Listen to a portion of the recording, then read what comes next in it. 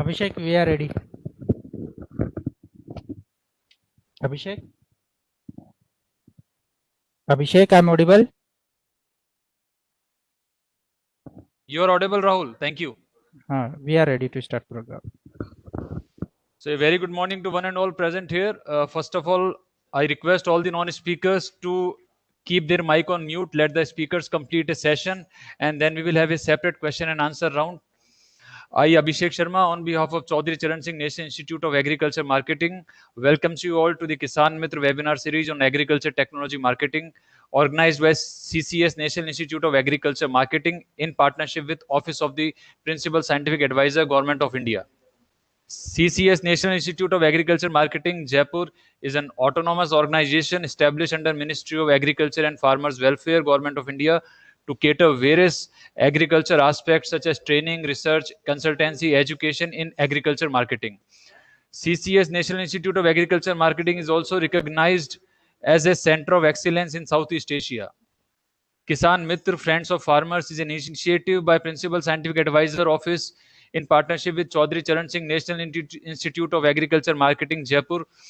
The objective of this initiative is to bring technologies to farmers and reverse migrants who have moved rural due to the impact of COVID-19. Under this initiative, 1,000 technologies have been identified which are supported by ICR institutions, NABARD, Ministry of Rural Development, ISRO, and Gates Foundation, etc.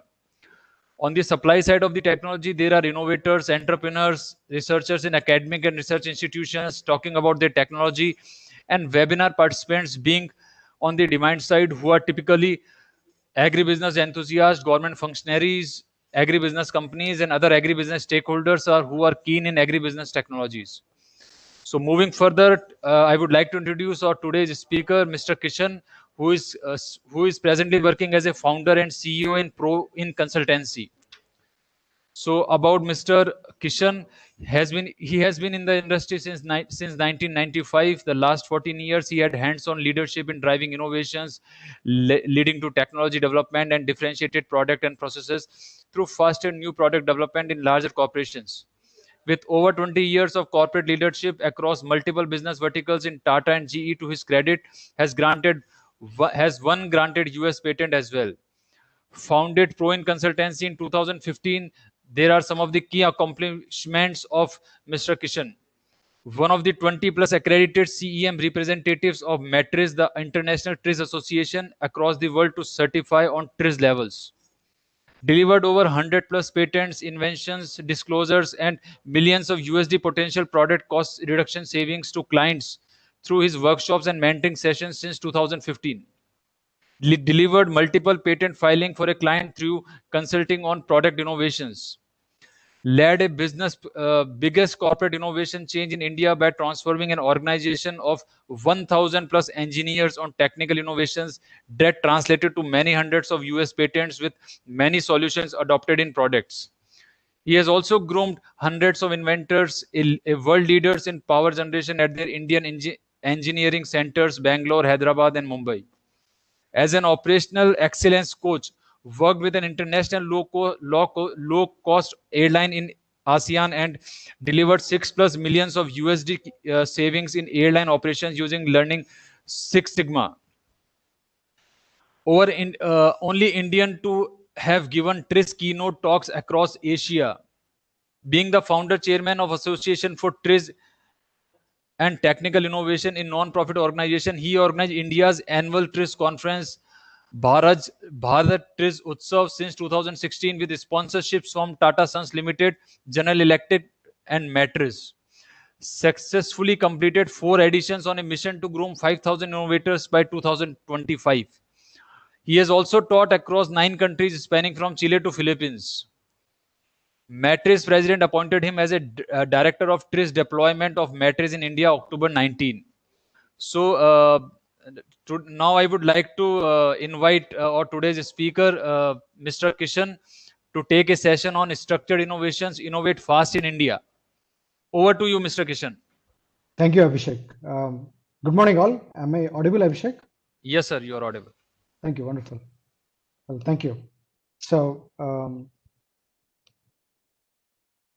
I think Invent in India is which have been working for the last 4 years, where we had a registered trademark, and we are trying to bring capability development in grooming inventors and innovators in India.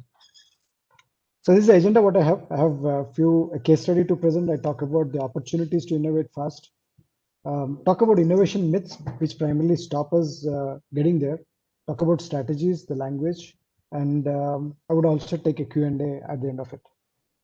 So as Abhishek just mentioned about it, I would just talk about quickly on one aspect here.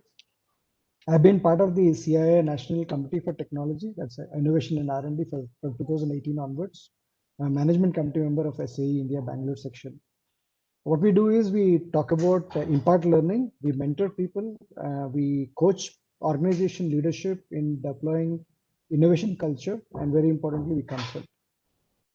Well, I would move on with what, as Abhishek has already mentioned about. Only with ATTI, the intent of vision is to get towards among the top 10 on Global Innovation Index. Well, I would start my presentation from here, where we're talking about opportunities to innovate fast. If you look at the country, the opportunity, the challenges out, if you can turn them, they are huge opportunities for us. I'm going to share my perspectives of seeing things from my end. From the Global Innovation Index, I think the WIPO, which actually talked about ranking the various countries across on the top levels of innovation, if you look into it, you would see that India fared much better where it started. And in the last year, it is at about 52. Now, the opportunity for growth is, can we make it among the top 10? That's an opportunity. Okay.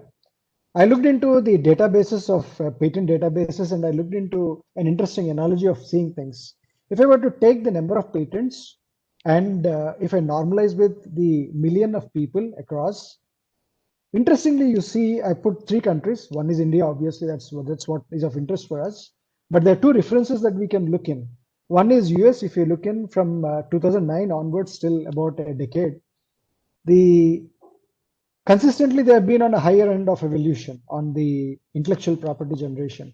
Because when we talk about India being a superpower, it needs to have strong intellectual property capabilities. And one of the measures that we talk about is the IPR that is generated. Now, if you look at US, it's been there consistently at a higher end. What need to draw our attention is this orange one, which is essentially the China. Interestingly, if you look at from 181 to 940, it just leap bounded significantly. And understand that the human capital in China is much significant, which means the number of inventions what they have developed is much high. I'm not talking about the quality, but I'm talking about the quantity. Quality comes a little later. Now, what is it for us, every one of us? If India were to be a superpower, okay, this is what I'm talking about. We need to grow minimum 100-fold. That's what is the opportunity for us. Now, the third aspect of us comes from the academia, because if you look into the academic world, if I look at the top 100 institutes across the world, and what is an opportunity for us is, can we get at least 15 of our top institutes to be among the top 100? And I don't see at this point of time today. So if India were to be a superpower, I think these are the metrics that we can actually look in, that we can evolve towards. But again, these are all the outcomes. What gets measured gets done. But which, if we can able to put a right measures at a country level, I think we can able to evolve towards that. What I'm going to talk about is the means to get there. Because once you set the destination where you want to get, you need to talk about the means from getting here to there.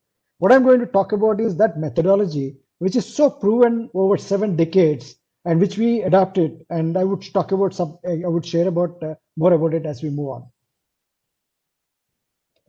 Okay. So before we jump into it, there's a couple of myths that innovation is about. People think innovation is time consuming. People think creativity is an elite club. Only few people can be creative. And they also think that only few organizations and countries can be innovative. But I would say that quite differently. Let's see that. If I look at this triangle here, see, it's about the business at the end of it. The innovation is a business or a country. It's the people who use their intellectual knowledge, and it's all in time. Now, what we talk about is why innovation is time consuming, Because if I know the language of innovation, now let's say if I want to write a programming in Java, if I know the Java language, I can write a programming much faster. When we're talking about innovation, can I use the language of innovation? If I use that language of innovation, then I can play it as a game, as a sport. Okay. Now there are 5 unique ways in modeling problems. It's very important. Technical expertise is an essential requirement to innovate, but that is not sufficient. What we need is we need the knowledge or the methods that can create inventive thinking in it. So that's where which we are talking about how you can model problems in 5 unique ways. Creativity can be nurtured. I can show you multiple examples. One of the very fundamental reasons why many people could not be able to think freely is because of the psychological inertia, the inertia that they bring in with them, the habitual thinking. Unless someone breaks that inertia, it's very unlikely that they can able to think in creative ways. What the structured innovation methods, what we do empowers everyone to invent. And what is important is you need to walk that extra mile with the innovator in their journey with mentoring. Once you do that, then you can see that the learning becomes a habit of habit formation, and it becomes with them. It gets internalized. Very critically, we are talking about culture here, because when you talk about organization, an organization is a function of the culture that it creates. And if we want to, we can create innovation culture. And one of the method that we talk about is you need to inspire people. That is with Ichha Shakti. You need to impart knowledge with the Gnana Shakti. And Kriya Shakti is where you need to actually handhold. That's what we do. And very critically, it's important to talk about how you formulate a right problem. Because innovation is an outcome of problem solving. If you don't formulate a right problem to solve, you are not able to get a right solution. So what we're talking about here is, in my last 14 years, I have looked at more than 1,000 inventions. Most of them are US patents and now Indian patents as well. What is interesting is there are 5 unique things that business is always interested to protect. I mean, fundamentally, people are looking at cost. I mean, with the COVID situation, the entire thing is drawn to the sustenance, and the cost is something which is very important. It's a global requirement. How you can reduce cost, how you can increase performance. The only way you can compete with people is only with performance. How you can simplify, because that's where it able to get complexity breeds problems. If you're talking about increasing bottom line, that's where you're talking about security and safety. And very importantly, everyone is milking Mother Earth. How you can able to reduce your environmental impact is what which you are talking about. If you can able to formulate problems in these directions, we can translate that into technology, product, the software or automation, manufacturing, logistics, and basically field issues or fleet issues. So since we talked about language of innovation, so if you were to look at from left to right, if you can ask people, can you please type, what do you think this is, what is the basic, is there any change in the basic function? Can you please type, if some of you, is there any, what is the basic function you think is this devices are doing for you? Is there any change in that? Sir, making life easy. Okay. For a functional understanding, what they're trying to do, they're devices to communicate, right? But now with the new phones, instead of talking, you are basically taking selfies. That's an additional requirement. But the primary method or the means or the functionality is to communicate, isn't it? Let's take a device here. So I'm talking about a neem stick, that's been used in India for long, to an automated toothbrush. What do you think? Is there any change in the basic function that it does? What it does? It basically removes plaque. It removes food particle. That's what it does. I can do it manually, or what I can do, I can make it automated. I can make me, I pay more for being pampered, What we are talking about is functions remain and solutions change. If you're talking about developing innovation, what do you need to do? Innovation is a new solution where IPR is there. In other words, if I can master the language of functionality, then I can able to develop products that are quite innovative. I'm going to show you that, demonstrate that with examples. Okay. So since we're talking about this, I'll talk about the means. The methodology, what I talked about is TRIZ, and I call it as a structured jugaad, because jugaad, the spirit of identifying resources within and solving any complex problem, is which we get in the highest level of TRIZ learning. And the structure gives you from the learning from TRIZ. Traditionally, to put this very interestingly, the problems and solutions are repeated across industries, which means to say that the problem that you're trying to solve, trust me, is already solved, but it's in a different domain. I'm going to show you that, right? Which means you don't need to worry about breaking your head. Problem is already there, solution is there. It's all about contradictions. So if I want to have two conflicting requirements, I want the implement, which was used as in the, let's say, in your agricultural devices, right? I want the implement to be big because it can actually increase productivity, right? I want the implement to be small so that it becomes more handy and convenient to use. When I'm talking about two conflicting requirements, the best way is win-win solution. That's where this learning talks about how to develop both win-win. The general methodology of problem solving is win-lose optimization. We're talking about win-win. The patterns, I'm going to give you one example as well. Can I able to see the next evolution of, let's say, a cultivator, for example? I can able to see that because the trends are very well proven. We can see that. If you're talking about this is a pen, I bought this pen. Or how many ideas that would take to get a successful product? A document study says it takes about 3,000 ideas to one successful product. Well, it varies from industry to industry, but the fact that can you able to reduce that ratio, will that benefit the business? Absolutely. It gives you a significant more number of products in the given time, isn't it? And very importantly, we are talking about ideation, right? At the end of it, you're generating ideas with your brain. How do you bring structured ideation than sporadic ideation?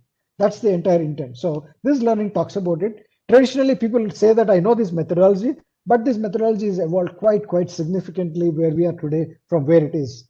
This gives very unique ways in modeling problems. That's what its solutions part of it. You can able to identify right problems because if you have two people in an organization, right, in a team, a person who is able to identify a problem and a person who comes with a problem and a solution, who is powerful? I mean, manager talk says both are important, but in the context of evolution, you need people to have the capability to formulate the right problem and come with very powerful solution. But I can come with great solution, but it takes about 3 years to make it practically applied.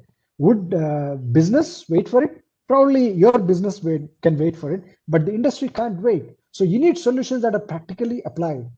At the end of it, we want big swings. When we are talking about making India a superpower as an example, it's not just we are talking about small things happening. We need to have things at a big one at a larger scale, right? So what I'm going to talk about this is leading this to an innovation strategies. So for me with this learning, I apply 4 innovation strategies based on the need. If someone wants an incremental innovation, I have a product. Let's say I want to come with a new product without a cap, for example. I'll talk about an incremental innovation, right? Sustaining is always about increasing the numerator, right? So let me give you an interesting analogy here. There's a concept called ideality. What is ideality?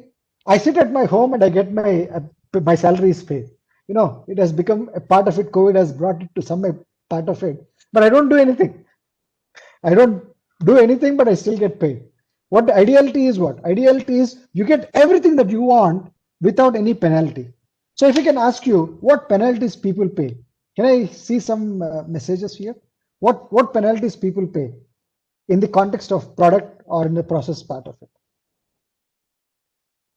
What penalties people see? What penalties do you need to pay to get a product out?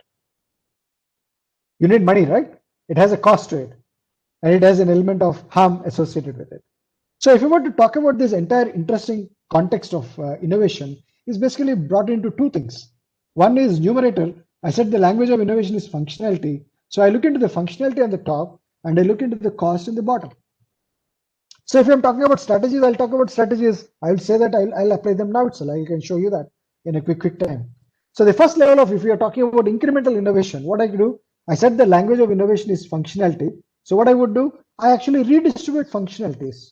Since your product is not designed to do not the functionality being there, so you need to formulate a new problem and you need to solve it.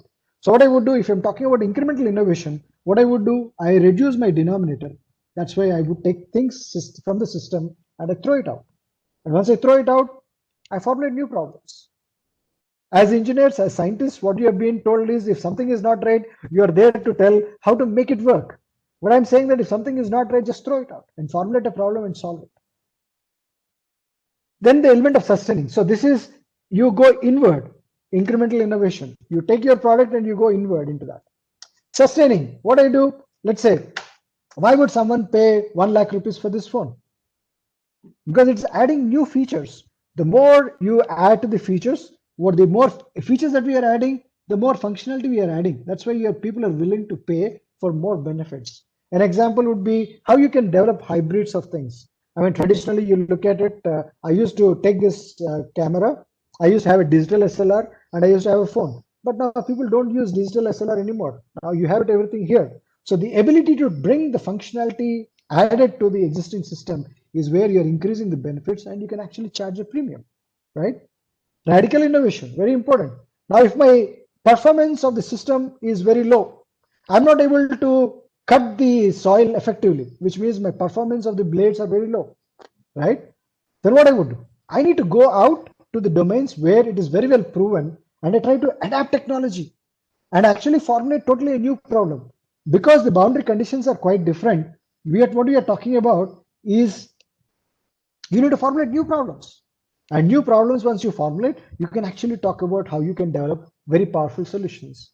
A very interesting example to relate to this comes from creams. The color of skin plays a significant bias around the world, wherever we are. A point is, people who have dark complexion, they want to have it light complexion temporarily, and vice versa. Now, if you look at one of the ways, if you're looking at, people don't want to change their color permanently. They want to change the color only for the occasion, right? Now, when you're talking about in that situation, what you can do? I can look into my existing creams, may not be very effective. I can look outward and see what I can adapt. Very interestingly, you can look at polar bear. Skin is white. So can I ask you a question? What do you think is the skin color of polar bear? Because it looks white, right? If I can ask you, what do you think is the skin color of polar bear? Is it white? Is it brown? It's charcoal black. Okay. What is it fur made up of? Is it white?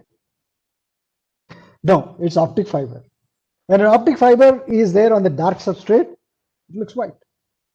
Now, what we are talking about here is, polar bear didn't patent it, but many of the companies who are there in the creams have multiple patents. What we are talking about is you're adapting a technology totally from a totally proven area and bringing it back and improvising your technology at a higher level.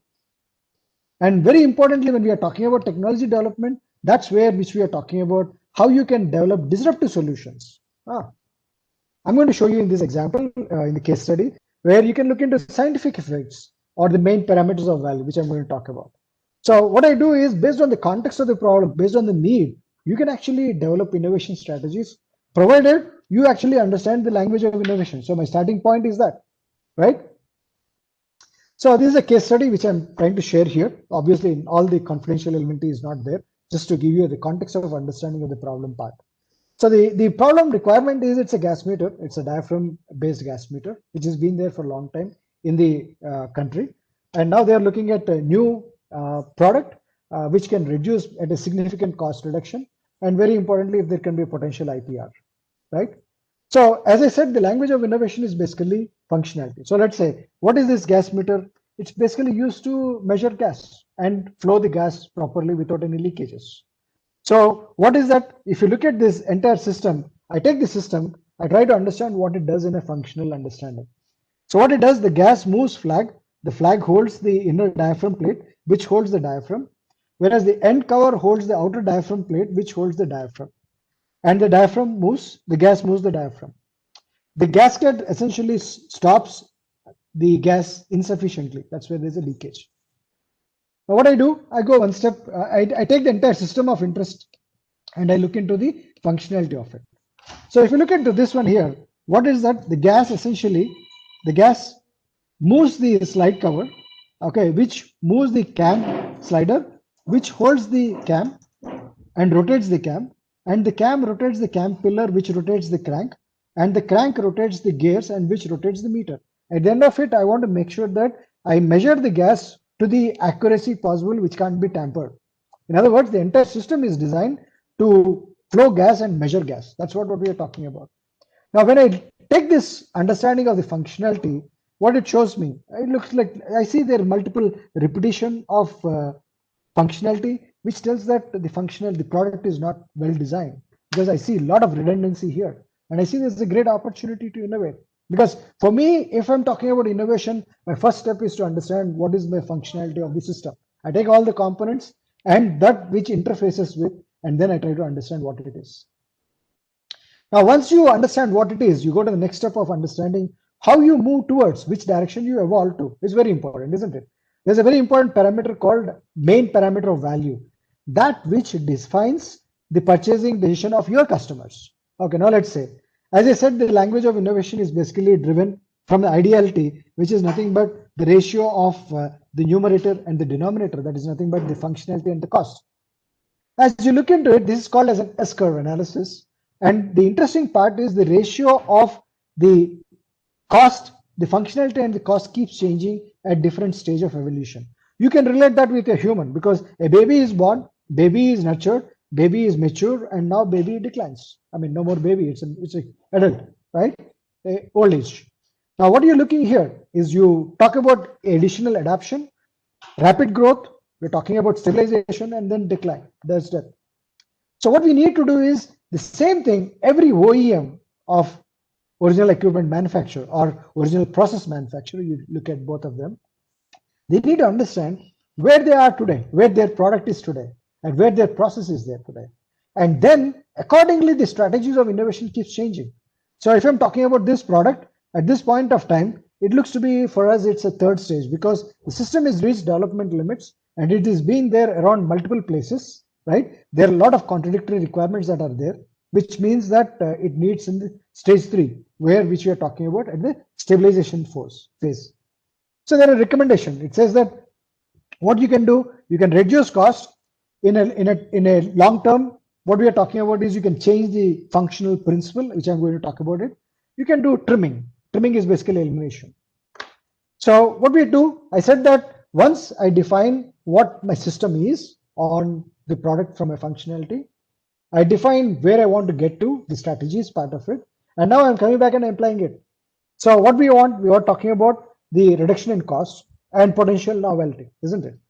So what I would do, look at this. I would request your attention to paying on the problem formulations, because at the end of it, if you can't formulate a right problem, you would not able to get a right solution. What we are talking about, incremental innovation.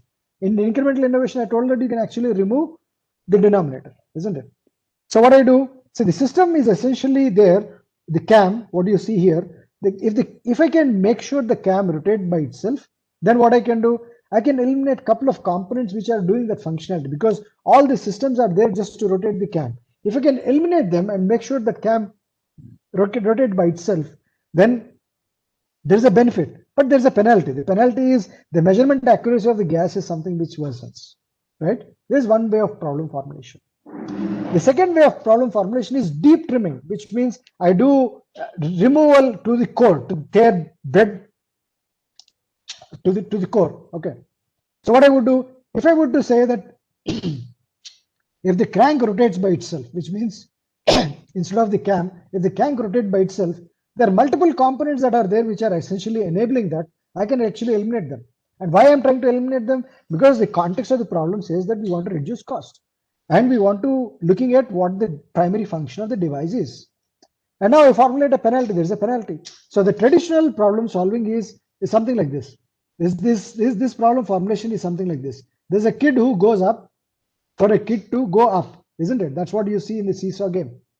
Now what we are talking about is the traditional problem solving is like this, where you are letting something go at a penalty and for the benefit of other. But what we are talking about is, can we get these two kids play at the same time at the same level? That is inventive problem solving. So the traditional problem solving is, I have a specific problem, we jump into a specific solution. I said that in the first method, the first starting of introduction, I said that someone has already solved your problem. So I don't do that. What I do, I take a detour. I make it a generic problem. I look into a matrix, and then I get into a generic solution. And now from there, I come down here. That's what I'm going to do now. So I'm showing you how I'm going to do that. So if the crank rotates by itself, okay, then I can eliminate multiple components, which I showed you in the earlier slide. But the problem is the measurement accuracy gets worsened. So I'm not jumping here. What I'm doing, I'm just making this as a generic problem. What I'm trying to do, my intent is to remove substance. I'm taking quantity of substance out. I'm removing a lot of parts from the system. But the penalty is the measurement accuracy, which is the penalty. So as I showed you earlier, when there are one going up, one going down. So that's what I'm actually formulating that. Then what I would do, I go to the matrix, and the matrix gives me generic solutions. These generic solutions, when Genrich Altschuler, who is the father of this learning, he looked into about 20,000 patents, and he found that there are only 40 inventive principles that have been used in all this, which means if I can able to understand these 40 principles and put it contextually in the context of my problem, I can able to do something quite interesting, fascinating, trust me.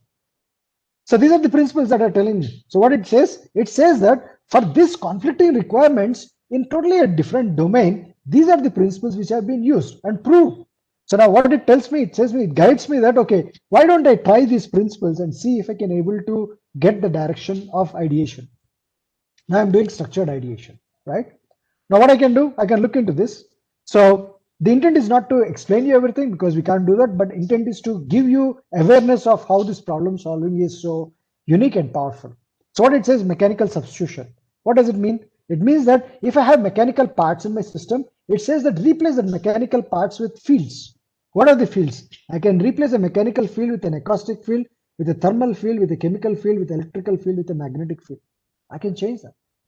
That's very interesting. So that gives you a direction of thinking, seeing now clearly. Now, when I look in a little further down, it says that when we looked into the patents out there, there are patents which are basically using the ultrasonic and optical means of measurement. That's where you can able to eliminate, make the system quite simpler, right? And very importantly, I talked about psychological inertia, right? Habitual thinking. Now, if I want to talk about this principle, other way around, what it says, if you are jumping, it says that you sit. If you are heating, you say you cool it. So if you're talking about doing the opposite, when we are talking about breaking patterns of psychological inertia, that's what it gets into. So instead of moving solids, instead of solid moving glass, can the gas move the gas itself is a direction to think. So what we led into is, it says that the patterns are essentially driven to the field is what which you talked into. So that led us to the light one, final one, where we move to the functional principle. What we talked about is the primary function of the gas meter is to move gas and measure gas, right? Now, if I were to look in and see what are the various means I can move the gas in a scientific way, in the scientific principles, there are a bunch of them which are out there.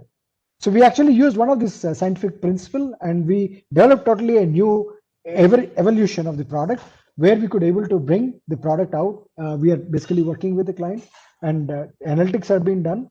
And obviously, there's a patent has been filed on that. So the intent of showing this case study is, even though it's not particularly with agriculture, but to connect with you or how the problem formulations and problem solving happens. So at this point of time, I would essentially move next step towards talking about agriculture. I just want to put a disclaimer here. I'm not an agricultural expert. My expertise is in inventive problem solving. Okay, but I'm domain agnostic. But I worked quite extensively, quite good way in farm areas. So I'll give you examples in how I see things quite differently. And I discussed with one of the experts to understand what type of problems would look like. So that once you're able to formulate the problems, then you can able to take things forward. So, and one more important disclaimer I want to say that is problem solving it is at a micro level. Okay, the problem formulation should be at a micro level. But what we are doing is problem formulation at a macro level. So what you see is general directions of it. Potentially that some of them could be quite unique. But very specific problem solving comes only when you go into micro level. Okay, so one of the important aspect, I think, as our Honorable Prime Minister talks about, and rest of the leadership says that how you can able to increase the revenue of the farmer, right? So if I were to look at our India as a country, there are about 15 agroclimatic zones. So the context talking about is how you can increase the revenue of the farmer, isn't it? So one way to do it is whatever we are farming. So I'm in Bangalore. So I'm in the zone 10, let's say. If you want to grow crops, so let's say what happens is this crop which it comes in one, which let's say apples, for example. So they essentially go to all parts of the country, which means the amount of distribution, the amount of shelf life being short, and the means required to, I understand that they put wax coating to increase the shelf life, which is not good. But again, all these measures are there because you have only one source and you're trying to supply it all around. But what I'm talking about is, can I able to formulate a problem where can I able to grow apple trees in South? Okay, it's my thinking. I'm looking at it in that way, right? So how I can do it? I can actually look the agri zones, as I understand from the information out there, is basically based on the climatic conditions and the soil types which are there, isn't it? So now what we are talking about, I looked into the National Horticulture Board, and it talks about what are the conditions that are very conducive for apple trees to grow. So what it says that if the pH is maintained between 5.5 and 6.5, and if the soil is a loam soil, then essentially we can actually cultivate apples. But my interest is I want talking about towards a tropical zone or tropical zone part of it. But the problem is it says that the temperature should be maintained between 21 to 24, and it should have good rainfall. But during the winter, it should have a standstill without any wind blowing on that. That's the conditions that it talks about here. Now, the problem is if I come and put these plants in South, in Bangalore, for example, what happens? I have a lot of temperature, much more than 24, right? Now, Bangalore is getting hot, as you might be knowing that. And the wind is also high. So, which means the penalties are there, but even though my intent is good, where I'm trying to change the soil pH and modify a little bit of the soil type part of it. What I'm talking about what is the generic problem. So what I'm looking at increasing the quantity of the yield. That is nothing but quantity of substance. But my penalty is my temperature is being high and the speed of wind is being high, right? So if I were to look at that conflicting requirements, as I mentioned about the method, how I do that. So now I have inventive principles. So if I were to use these principles, I can generate multiple solutions, right? But I would take one of the example and just relate with it. So what we are talking about is local quality. This is a very, very powerful method of thinking. If I want to do something, if I want to improvise something, I don't need to improvise everything. I need to make it locally very, very specific. What I do, whatever is a homogeneous structure, I make it as a heterogeneous structure, right? I try to put things which would essentially be of benefit when it's time of application or usage. So when I try to talk about the local quality blended with inert environment, what is inert environment? I basically shield it, right? I provide an environmental shield. Where you need it locally, where you want it. The moment what I'm trying to do, as I told you earlier, I'm looking at a macro level of thinking. But problem solving comes at a micro level. But the macro level gives me the directions very clearly, how I can see things quite differently, which I thought, which would be quite difficult in the earlier condition, right? So to increase the farmer yield, there are two ways. One is I can actually increase my horizontal, which is nothing but instead of growing only in one part of the country, I'm trying to grow it in multiple parts of the country, right? The other way to do that is instead of growing it horizontally, can I grow it vertically is what I'm talking about. To increase the productivity of the apple, how I can do? Well, look at it in Bangalore or many of the, now even many of the secondary cities, it's all apartment culture. What you're talking about, you get one over the other. Now what I'm talking about is, if I were to make the plants, apple trees, grow vertically, okay, looks funny, but trust me, it's going to be there. Where in the present zone, Himalayas or Himachal Pradesh, wherever we are, or Uttarakhand, wherever you are going to, then what we can do, you can cultivate more apples than what we have, because you are basically increasing it more. But what it talks about here, it says that, look, it needs abundant sunshine. Now, the moment you put this tree here, obviously there is a roof and everything is stopping it, isn't it? So now what you're talking about is my penalty is nothing but my temperature, isn't it? So the problem is the fact that I'm putting a multi-story structure, that is basically building a penalty for me where the temperature is not effective. If the temperature is low, obviously the color of the apple doesn't be very good, right?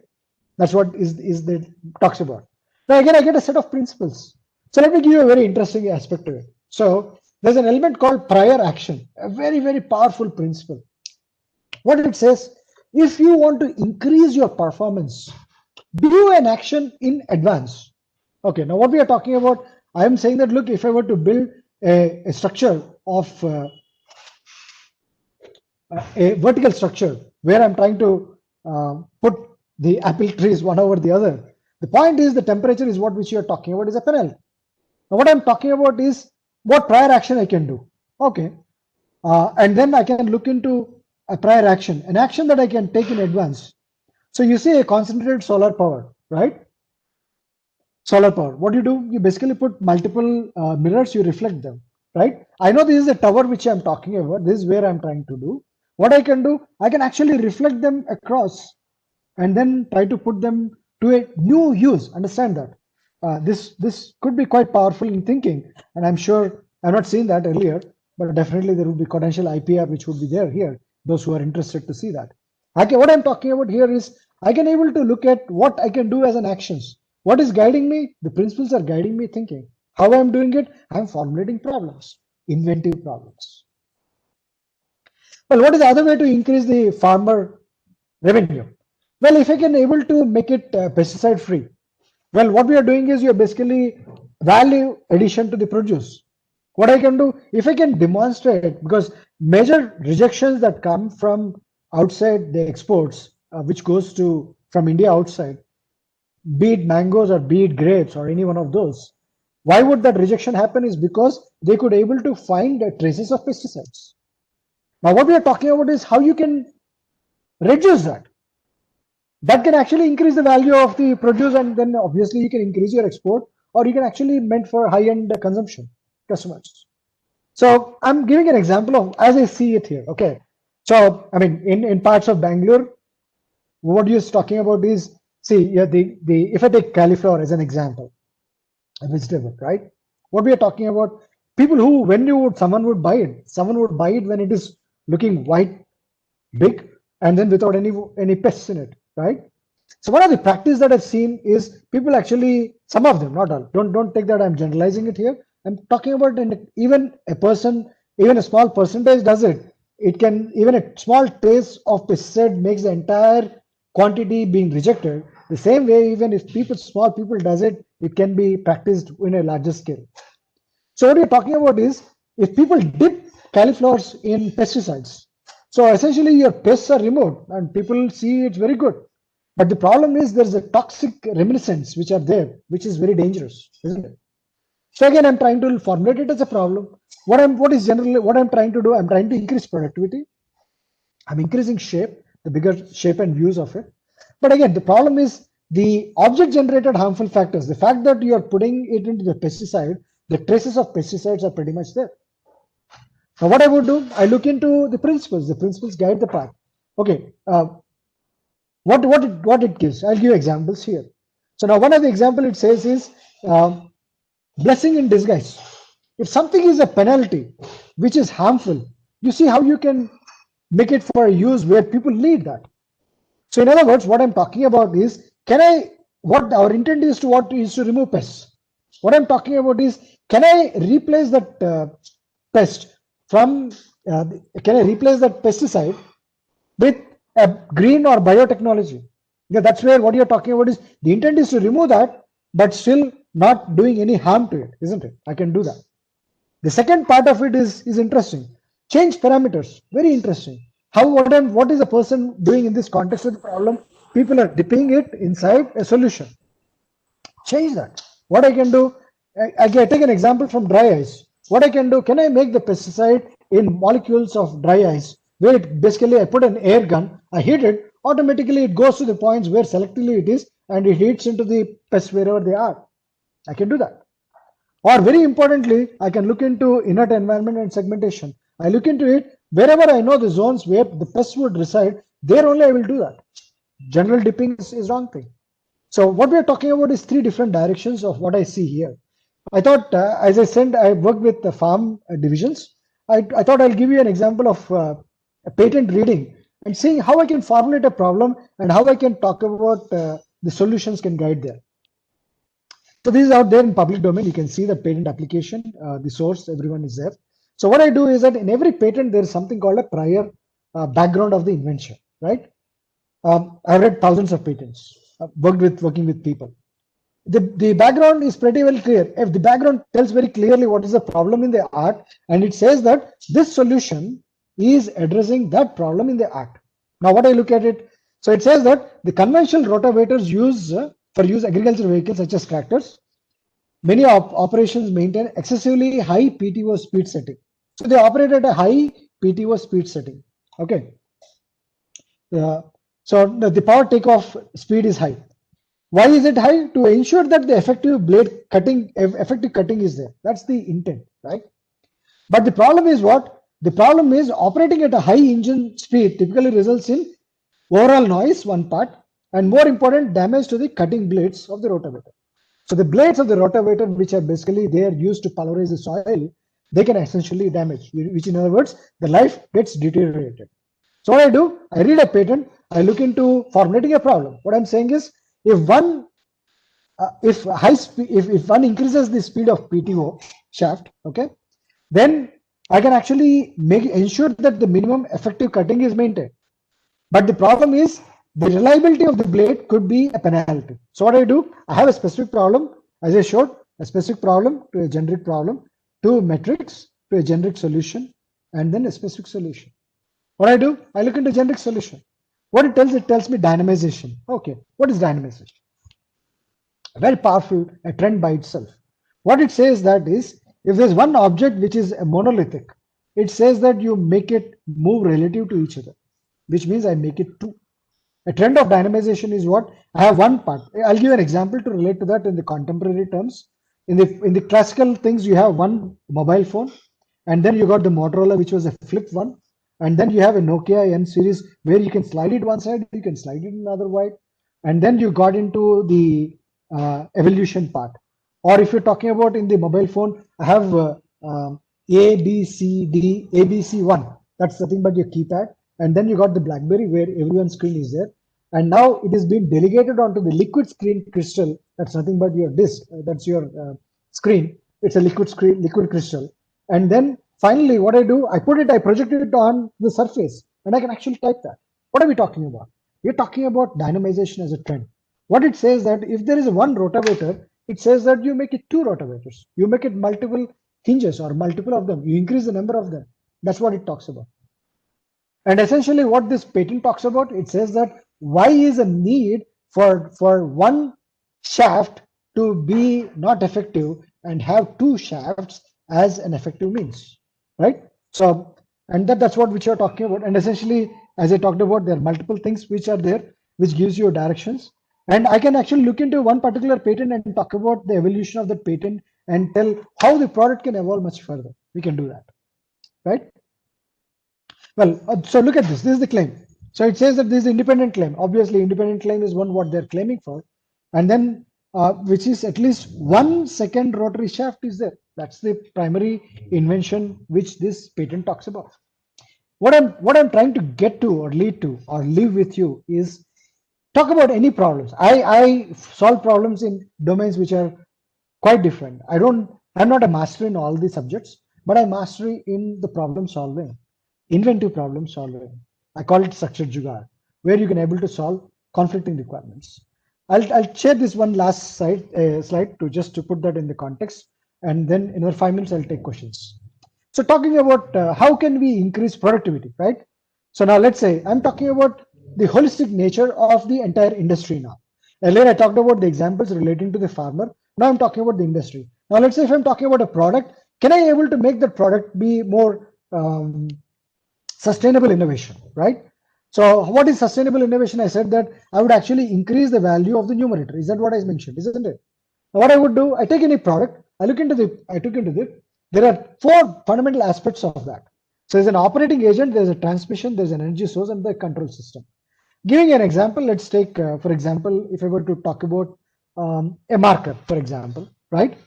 The ink is an operating agent. The transmission is nothing but the body. The energy source is my hand, and the control system is my hand, my thinking, right? Let's go with your cultivator as an example. So what is your operating agent? Is nothing but this one we call Nagali, the one which is basically the one which cuts that, right? That's very primitive, very initial phase. Now what you have a mechanism to do that, but still it is used by the person, right? Now the next evolution is where you're talking about the energy is being sourced in. That's where you get connected to the tractor or the source of energy. Now, finally, still its control is still not there. If you want to really control it, now let's say if I can make it autonomous and do the entire field and let it go and complete it, that's where the control is given. We're not still at point of view. If you're talking about products and how you can increase the value of your product is what I'm talking about. This particular slide would talk about for those who are in equipment manufacturers, just to put that in a holistic understanding of innovation. I'll leave you with this interesting one. So as an example, there's a roti making machine. Now this people, you can go in Amazon and you can see that's the cost of this product. Very expensive. Now why would that expensive? Because it has everything. It controls, it communicates, it has energy, it transmission and the operating agent. I just need to just inform them. That's it. As we talk about systems that you want to bring at a higher end of evolution, you need to bring the control system pretty much into your systems. Okay. So just to give with you, talk about these are all the customers whom we work with. As I said, we are domain agnostics, but essentially these are all, we are innovation partners to Fortune 500 companies. And people talk about what customers talk about us. Essentially our methods empowers everyone to invent.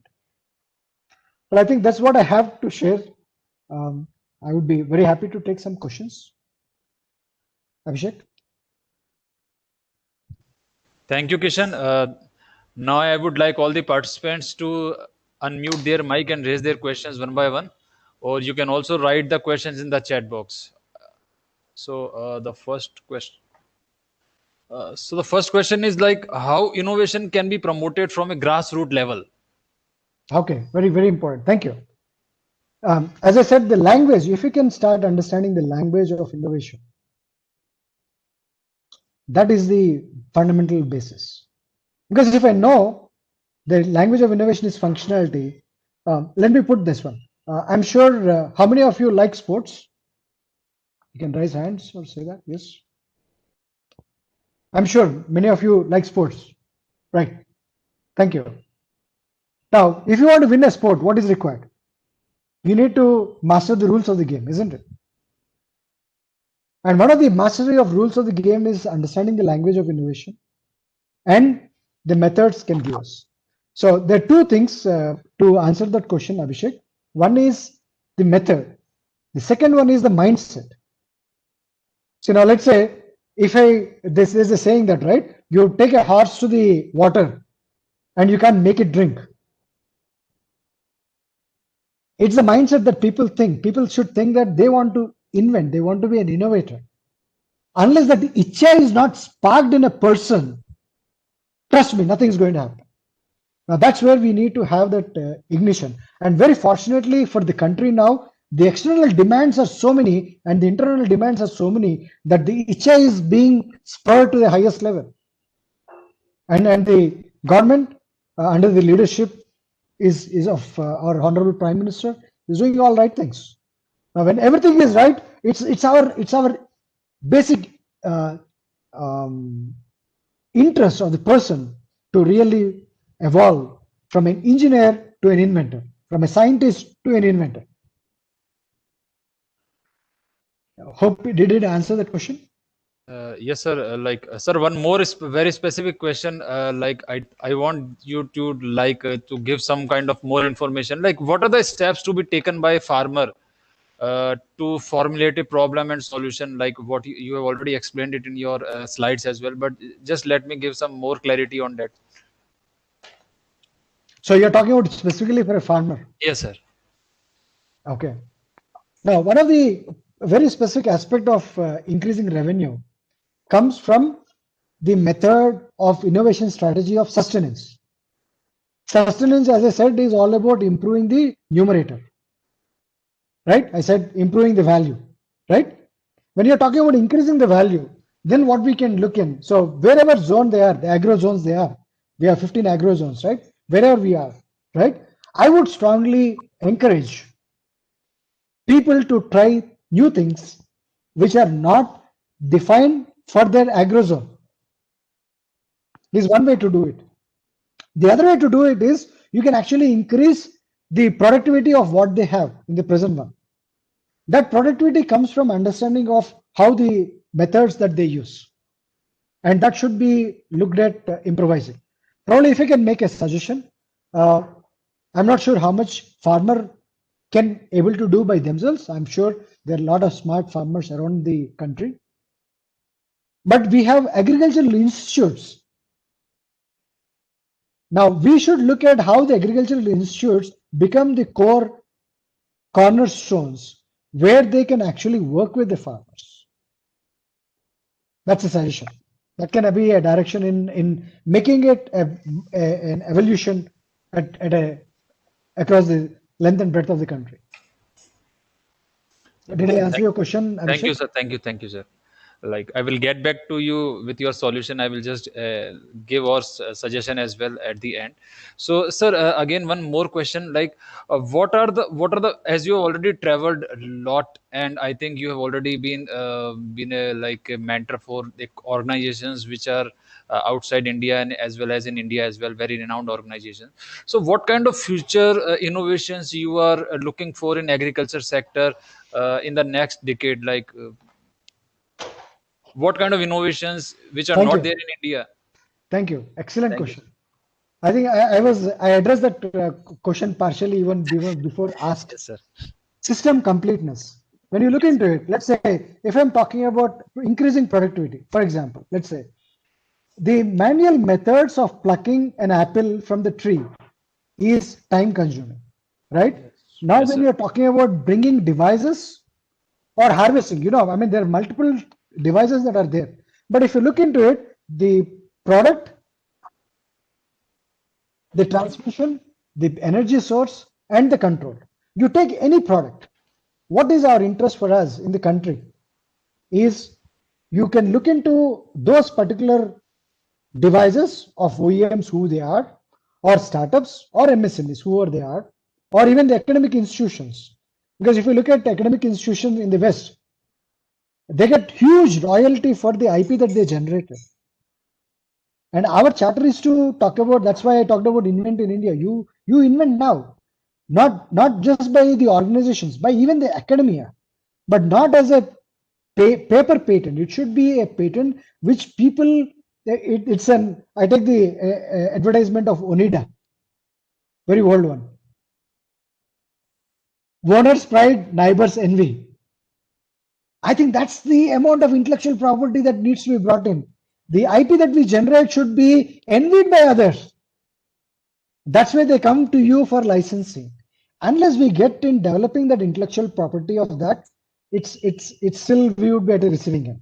And what we can do with these methods very much. And one point to add to it, which I have not covered, is we take any of the patent, and you can actually look into how you can circumvent patent and come with freedom to operate solutions. Thank you, sir. One more question from my side. As you said that you have already done helps in reducing the cost of many organizations by innovations and by giving you by suggesting you some of the methods and processes, improving their methods and processes. So, what are the steps like to be taken to reduce the cost of agriculture sector in terms of like there are in terms of sir a cost of manufacturing, cost of cultivation, Absolutely. human resource management, operations efficiency, as you already explained in your slides as well. But if you can specifically give Sure, some sure, more definitely. examples. And thank you for that's a very great question, very important question. See, cost is very important for us, right?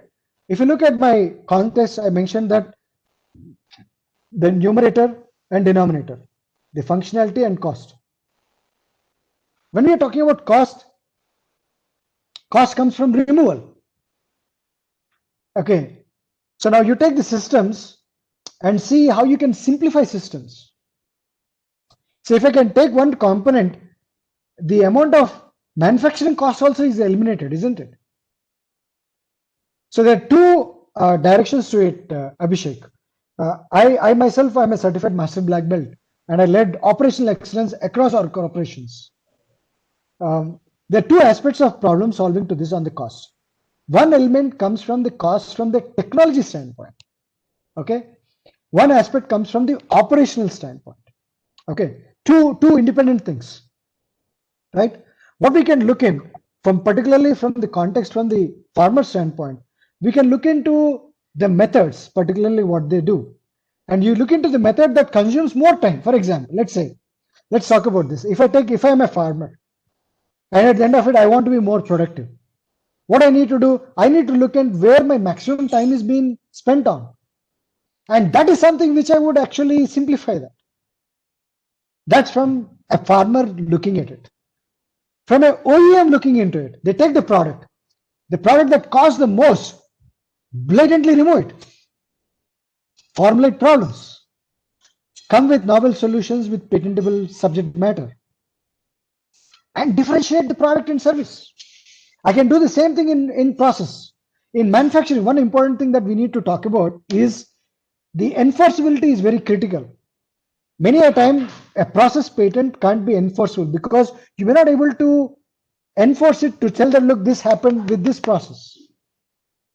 What we need to do is you need to leave a signature that talks about it is made through your process. And that is how you can able to enforce it. Thank you, sir. As I understood, removing of all the non-value-added processes and things, we can try to. That is reduce lean. That is lean. But when I'm talking about technology development, I look into the systems and components and I try to Yes. remove them, Yes. eliminate them. Thank you, sir. I request all the participants to unmute their mic and raise their questions.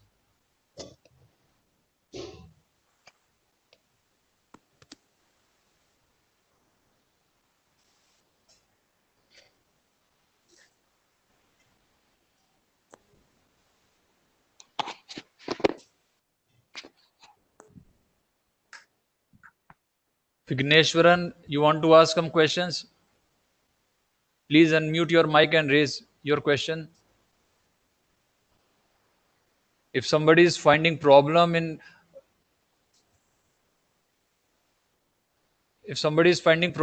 asking the questions, you can also write your questions in the chat box.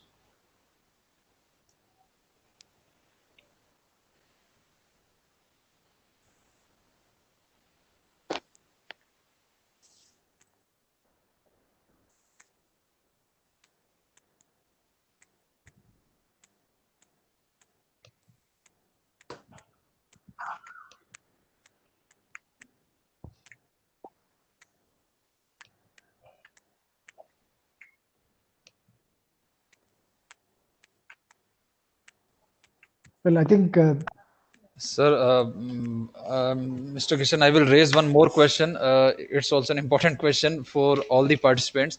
So, at last, I would just like to ask one question that if somebody is looking for you, so what kind of services and what we are as a participant should look for you?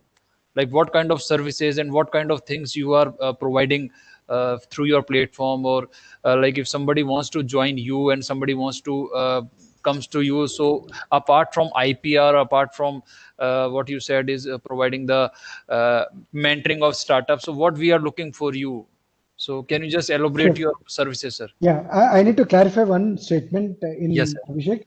Yes, sir. I enable problem solving leading to intellectual property generation. I don't write patents myself. That's not my service. Okay. I talk about core of problem solving. Mhm. The intent is who can benefit with our services. Okay. People are looking for multiple competing solutions. Then you have novelty in it where they can protect it. And when people are looking for reducing cost, increasing performance, simplification, increasing bottom line, where reliability is low or security or safety is low, or where they see an environmental impact is very high. Say, for example, pesticides.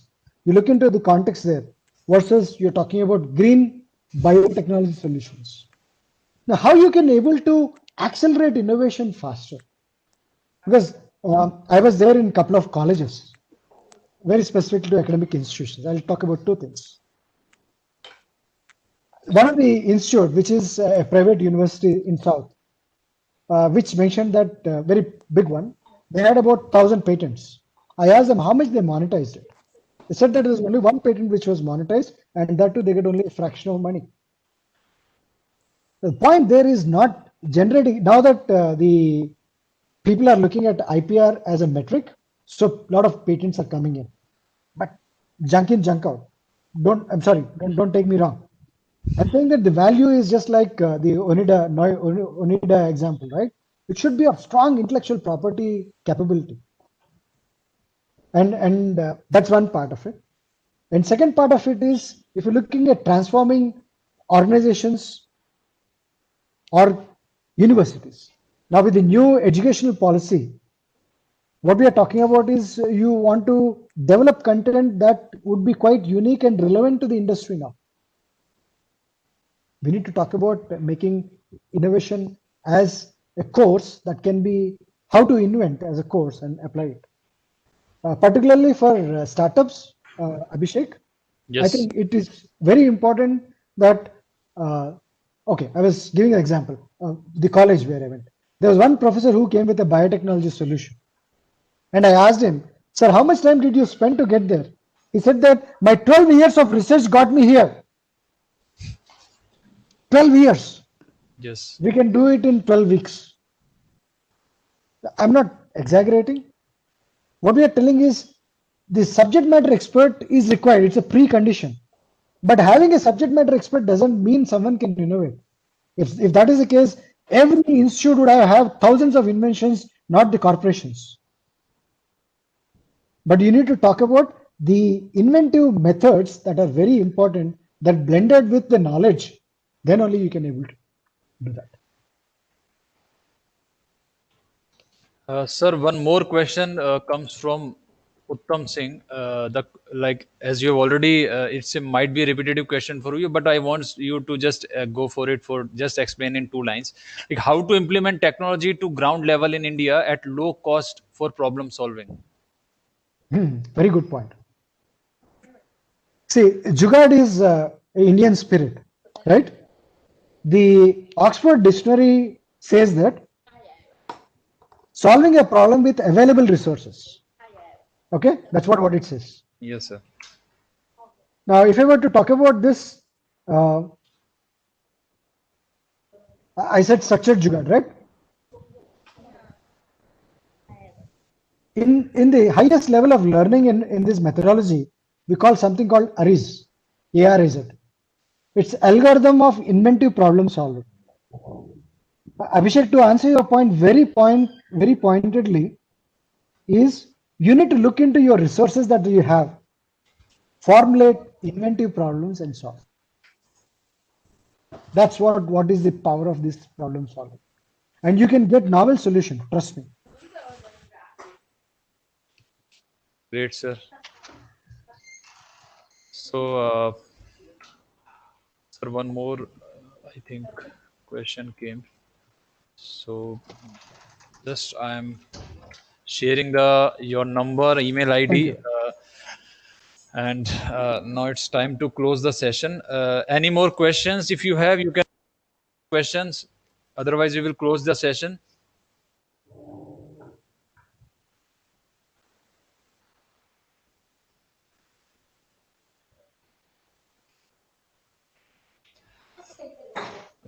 So it's time to close the session. So adding to what Mr. Kishan has explained, one more aspect I would like to just explain you that Ministry of Agriculture and Farmers Welfare, Government of India has taken steps to promote innovation and entrepreneurship, business creation in agriculture and allied sector by skill development, capacity building, and technology scale up.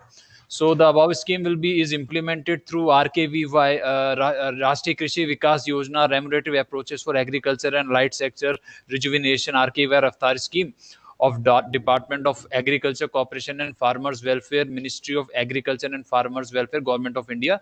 So CCS, National Institute of Agriculture Marketing, Jaipur Center for Innovations, Entrepreneurship and Skill Development has established a NIAM Agri-Business Incubator to implement that RKVY Raftar scheme. So as a national institute, CCS NIAM Incubation Center is running 2 programs which is promoted under the RKVY Raftar scheme.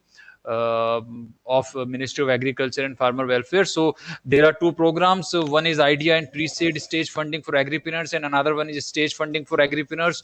Under both the program, the applicant must possess one innovative idea based on technology, service, business platforms for increasing efficiency in agriculture and allied sector. The applicants are expected to pursue their entrepreneurship aspirants full time. The application should have an initial business plan or proposal for the idea to intend to pursue, and the grant in aid which will be given, which is a core part of this two programs, will be up to 25 lakh. So what exactly Chaudhary Charan Singh National Institute of Agriculture providing incubation support in the form of 2 months training program, hands-on training, technical assistance, business mentoring, IPR management, seed funding, marketing and networking.